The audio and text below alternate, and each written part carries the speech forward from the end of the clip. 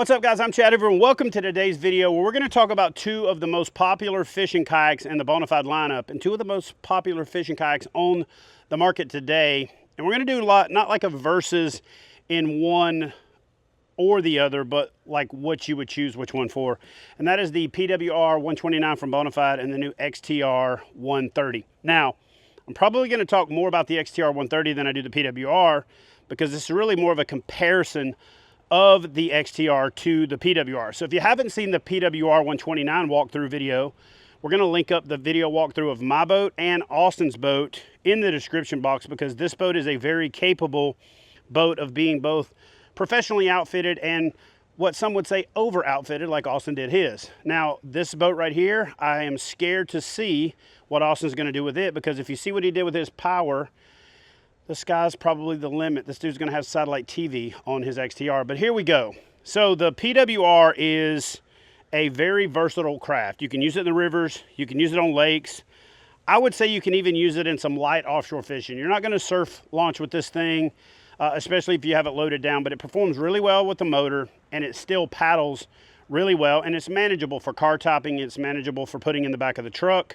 And that being said, the new XTR really took the kayak fishing and fishing industry, for that matter, by storm at ICAST. But the biggest thing about it was a lot of people kind of, oh my God, is it a boat or is it a kayak? Well, first of all, that's silly because all kayaks are boats, and it really doesn't matter because this is a fishing kayak. Okay, you know how there's running shoes and hiking shoes and all that other stuff? Well, there's also versions of kayaks, and this is not a purist kayak. So if you want to wear a skirt, a helmet, and a nose plug, then this channel or this video is probably not for you. This is a video about fishing kayaks and fishing out of kayaks, and this is a fishing kayak. Now, one of the things that I want to do right out of the gate is I want to put the boat to the test with this thing right here. I'm going to show you something. Okay, this boat is touted as being like, oh, it's too wide, it's practically a John boat. I want to show you something on this boat real quick. This boat is the widest right here at this bow point at 40.5 inches. But it looks wider in the back than most fishing kayaks because the taper doesn't happen. So let's go to the back and look at something real quick. In the back of this boat, even on the top of the deck, right, where it is the widest, it is 39.5 inches wide at the top. But if you'll come around to the bottom down here and look, it's actually tapered way down. So from there to there, the widest part of the boat is only 33.5 inches wide. So when you ask yourself, how does this giant boat that's really a skiff or a John boat, or it should have an outboard motor on it, paddle so well? It paddles well for a couple of reasons. One, it doesn't have a lot of wetted surface, has a very flat bottom, and it's got these cutouts in the front so that when you're paddling it, your paddle stroke is not inhibited by the width of the boat. And if you look at the kayak right here in this area, it is only 38.75 or 39.25 inches wide at the widest. That is not even close to the widest commonly accepted fishing kayak on the market. So I kind of wanted to get that part out of the way. Now, one of the advantages of this boat is that you're going to be sitting right at 14.75, almost 15 inches high when you get in this boat. And another advantage of this thing is if you pop the seat off, if you look at this spacer right here, you can actually take this plate off and put spacers in there and raise this seat up in increments of 1 inch, 2 inches, 7 inches, however you want to make it even that much more comfortable. Now, so if you notice how easy this seat comes off, I'm just going to set it on the ground and show you that you pretty much have an open cockpit. In addition to having an open cockpit, you can pop this bow piece off with the 2 screws and these 4 screws right here, except another seat. So who's the person that would buy the XTR over the PWR? If you're more interested in all types of fishing, you want that jack of all trades, you want to be able to do some river fishing, you want to be able to do some lake fishing, you want to be able to do some of that stuff, you're probably going to opt for the PWR, okay? If you're looking for that dedicated lake boat that can still be used on flat water, slow moving rivers, you're going to look at the XTR. The other thing you're going to look for in the XTR is if you're that dad that wants to take a son fishing, or that dad that wants to take a daughter fishing, or that dad that wants to take a wife fishing, or that guy that wants to take a girlfriend fishing, or maybe you're from a different persuasion and you want to take your life partner fishing, this boat is the boat for you because you can actually add that second seat. The reason I'm doing this video is for you to not write this boat off because you think it's too big. It's definitely not too big. It definitely paddles really well. You can rooftop it. You can put it in the bed of your truck. You can pretty much do with this what you can do with any other fishing kayak on the market. It's just easier with a little bit narrower, a little bit smaller fishing kayak. This thing carts really nicely with the Yak Attack Bunkster cart. And as you can see here, you can put black packs in it. You can mount your transducer in the back. You can mount your transducer off the side. You can motorize it from the back. Coming on up to the front, you can motorize it to the front. As you can see, I'm doing a lot of configuring up here, and I haven't really done anything permanent yet because I'm still trying to figure out how to put everything where I want to put it because there are so many options. Do I put my batteries here and my other stuff in the front? Do I put my batteries in the front and then everything back here? Do I put my live scope transducer in here? Do I mount it to a bulkhead or do I put it in the front? Again, I'm still trying to figure all that out, and I'll bring that to you guys in my advanced rigging and outfitting videos of the XTR. What I can tell you is it's the most versatile platform yet for being able to do all of it. Whether you want to fish it naked and use it as a standing platform and fish the flats or sight cast a bass, you can put everything on it. You can take everything off. That's not something you can do with most fishing kayaks. Most fishing kayaks, if you kind of rig them with really advanced electronics, it's permanently mounted.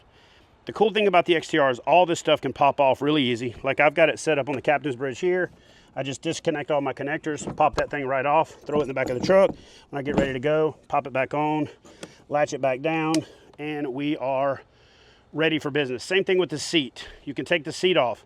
If you want to load this thing on the top of your vehicle, you take the seat off, take your electronics, batteries, black pack. You're not that much heavier than any other fishing kayak on the market. So, with that being said, this boat motors better than any boat I've motored yet as far as efficiency goes. Not the fastest because it's big, it's got a lot of wetted surface, but when it comes to setting a low wattage or low power to barely get that boat moving so you can ease along sight casting, so you can hold in position with your bow mount, it's the best I've been in yet. And I'll be honest with you, I was talking to Austin, we were going back and forth on, do we get one of these right out of the gate, or do we wait, or do we get two of these right out of the gate, or do we get one and see if we like it enough to get a second one? And I really wish I would have just got two right out of the gate, because once I got in this fishing kayak, especially for the winter type fishing, that offshore stuff, that live scope, that structure scan, that bigger water stuff, I think I'm going to spend more time in this than I do in this, at least until they move way up the creeks, in which case I'll probably be in the RVR. But that being said, I wanted to just do a quick comparison of the two. You can kind of see here just from looking at them. Actually, if you want to come around this way, just look at the difference in these two things.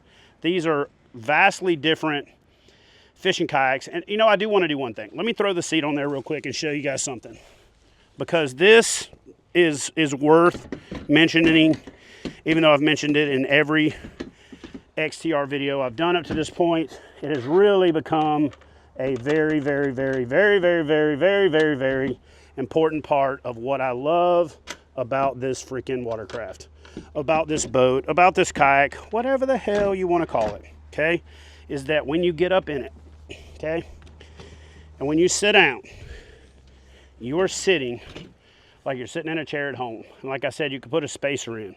But what's really cool about it is you're up above your electronics, skipping baits, side casting, fighting the fish, reaching for your landing net. Everything is unencumbered. And though I love the pod as much as any kayak fishing modification ever, because it makes everything super easy, I'm really digging this boat. But here's the kicker. Let me move this drill out of the way. When you're fighting a fish and it kind of hangs up in the grass and you need a little bit more leverage, and every other fishing kayak I've ever owned, you got to kind of brace on the seat, you got to grab a strap. With this one, you just pop up. You're fighting the fish. Or let's say you're fighting the fish and you lose your balance because you're old or you're fat, you got a little case of biscuit poison, and you're like, oh, and you just sit down, okay?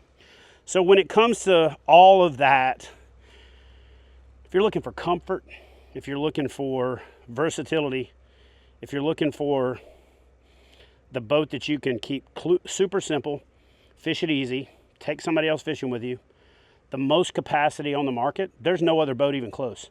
Even with the companies that overrate their boats, There is not a kayak or watercraft in this class with even close to the capacity, and a lot of that has to do with how it's wide at the top, gets narrow, so as the boat goes in the water, that volume increases as you put more weight in it. So because it's narrow at the bottom, still super stable, but because of the way as the water line goes up, the more you push the boat in the water, the more volume you're getting. So that is true capacity. That's usable capacity. That's not some made up marketing hoopla. And then again, the ease of sitting down, standing up, the ability to turn sideways, step in and out of the boat, the ability to sit sideways for a fishing presentation, the ability to turn sideways and grab a rod out of your black pack. See, I got monkey arms, so when it comes to reaching back, and I've been doing this so long, I can just reach back and grab a rod and put one in there like a sword, like a ninja, you know, like a samurai. But there weren't any fat samurais either. But you know what I'm saying? Like, I have become so used to just reaching back and kind of drawing a rod out, and then I could put another one in there. And then a little trick that I've always done over the year, well, shoot, let me just show you.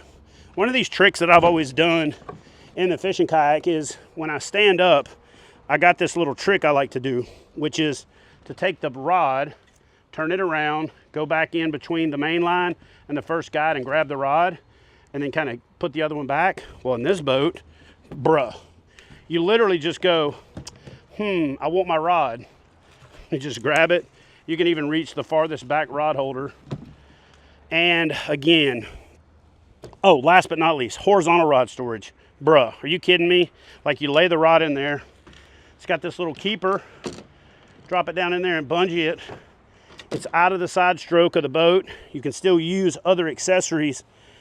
And if you're going under a bridge, overhangs, going down a river, horizontal rod storage. I've had 4 on each side, so 8 rods in each side, and able to take them out of there without them getting all tangled up. Again, I'll do a full rigging features walkthrough of this boat and outfitting, because this is the fun of it, right? This is the part that we all enjoy, except it makes us broker. But other than that, I really wanted to do this video because the number one question I'm getting is, how does it compare to the PWR? Because so many people that are in the PWR are already Bonafide fans, their question is, should I add this boat to the arsenal? Should I upgrade? And people that have been on the fence are asking, which one should I buy? Okay, if you're looking for a Cadillac, if you're looking for that big water boat, XTR all day. If you're looking for more of that UTV that you can use everywhere, use it in rivers, use it in lakes, but you want to be able to use it in that faster moving water. Again, the PWR is not like an ideal river boat, but it's way better river boat than this one. So if you're going to do a little bit of river fishing and a whole lot of lake fishing, then I would say the XTR will work. If you're going to do a lot of river fishing, then you can almost buy the PWR and a river for the price of the XTR, so that's something to consider. Or you can buy the PWR and a RS-117, then you've got that dedicated little grab-and-go riverboat. One of the great things about Bonafide is all of the options that they have. One of the bad things is they got a lot of options, so that's why we're here. I think the XTR is the ultimate watercraft if you're looking for versatility, capacity, the ability to take that second person. We're going to turn this into a duck hunting platform, do a little duck hunting off of it, going to do a little deer hunting, getting into those sneaky spots, but we still want to have the capacity to be able to throw a deer in the back, and then go camping on the rivers and be able to carry enough gear to camp comfortably, because I'm done camping like miserably, and I'm also not carrying those little tiny 2-pound everythings because they're just not comfortable. That's for like little, you know, like little Instagram model hikers. That's not for like real, like grown ass man trying to get in a tent. So yeah, so this thing is going to be ideal as that mothership for taking all your camping gear. Hope this answers most of your questions about the differences between the PWR and the XTR. It's not as wide as people think, but it's got the width in the right place, the volume in the right place, and it's got the truest large capacity for a fishing kayak or watercraft in this space on the market. So check out the Bonafide XTR 130, and if you have any questions, put them in the comment section below, and I'll do the best I can to answer each and every one of your questions as truthfully, as honestly as I can. But one thing I want to finish this video with is that growing up, you were probably told, especially if you're in this like everybody gets a trophy generation, that there's no such thing as a stupid question. Well, I'm here to tell you that you've been lied to your whole life, because there is a such thing as a stupid question. And the only difference in where you work, where they have to put up with your stupidity, and here on the Chad Hoover Fishing Channel, is if you ask a stupid question, we're going to answer it, but we're going to acknowledge it's a stupid question. So let the buyer beware. Ask any question you want, but if you ask a stupid question, we're going to treat it as such. And we'll see you guys in the next video. What? Hey girl, come here. Come here. What are you doing? What are you doing?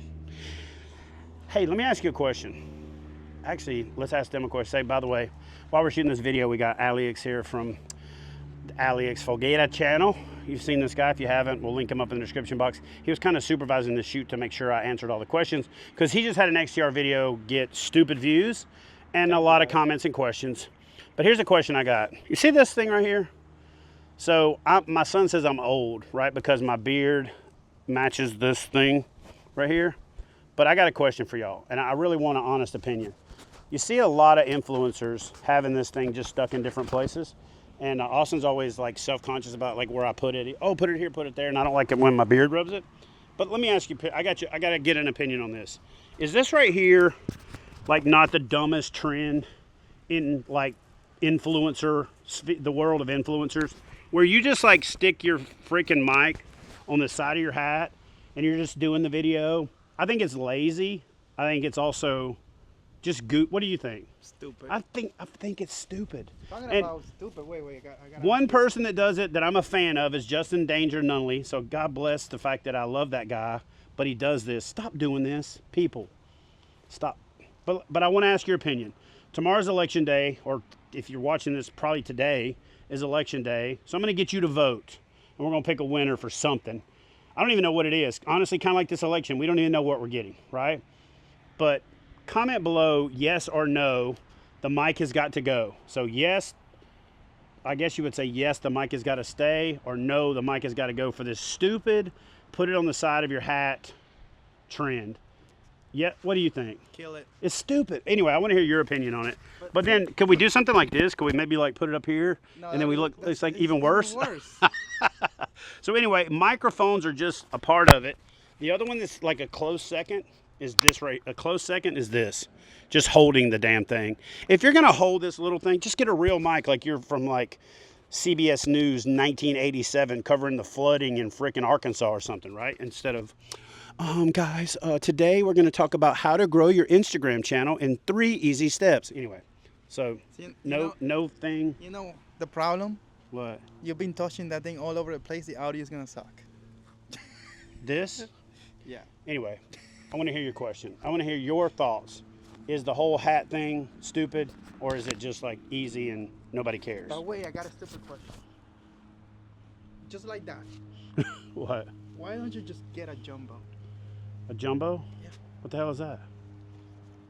Damn. What is a jumbo? Anyway, I'll see you guys in the next video.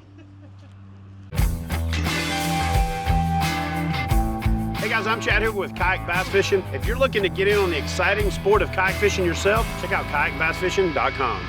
Yeah! Boom! Oh yes! What a freaking code. So whether you want to find out more about competitive kayak fishing and kayak fishing tournaments, or just looking to learn more to make yourself a better angler, head over to kayakbassfishing.com and join today.